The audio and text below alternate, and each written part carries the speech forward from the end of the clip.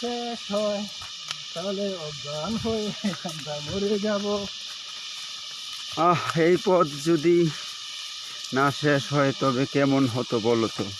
এই গানটা এখানে প্রযোজ্য না, কারণ অনেক কষ্ট। এই গানটা এখানে কোনোভাবেই প্রযোজ্য না, কারণ এই পথ যদি শেষ না হয় নির্ঘাত মৃত্যু অবধারিত। জঙ্গল, কোথাও কোনো এটা বলা যায় অস্তিত্ব সাব্বির ভাই, নেই। চলো না ঘুরে আসি অজানাতে, এটা বলা যায়।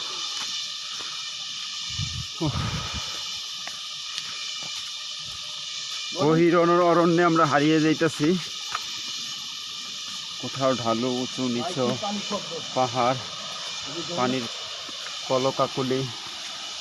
পানির কলকাকুলি আপনারা নিশ্চয়ই শুনতে পাচ্ছেন। পানির সুমিষ্ট গর্জন কানে এসে যখন কর্ণকুহরে আঘাত করে তখন এর অনুভূতি আসলে ভাষায় ব্যক্ত করার মতো না। আপনি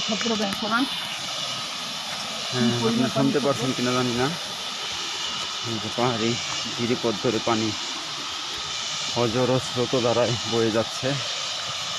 আর এদিকে ঝিঝি পোকার শব্দ দেখতেই তো পাচ্ছেন।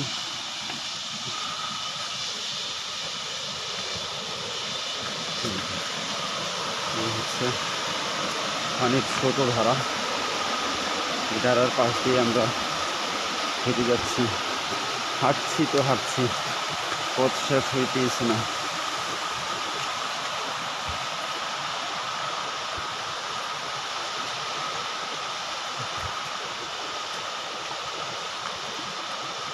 আসলে এই ভয়ঙ্কর সৌন্দর্য আপনাদের সশরীরে না এসে দেখে বুঝবেন না।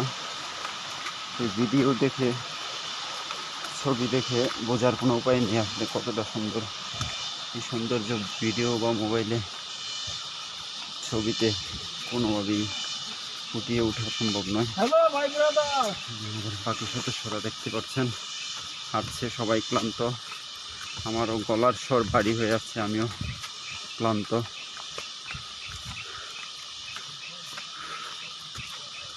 তারপর হাঁটতে হবে। আমরা নাফাকুমের খুব নিকটে আছি এখন, হয়তো আর কয়েক মিনিটের মধ্যেই আপনাদের সেই কাঙ্ক্ষিত গন্তব্য নাফাকুমে পৌঁছে যাব।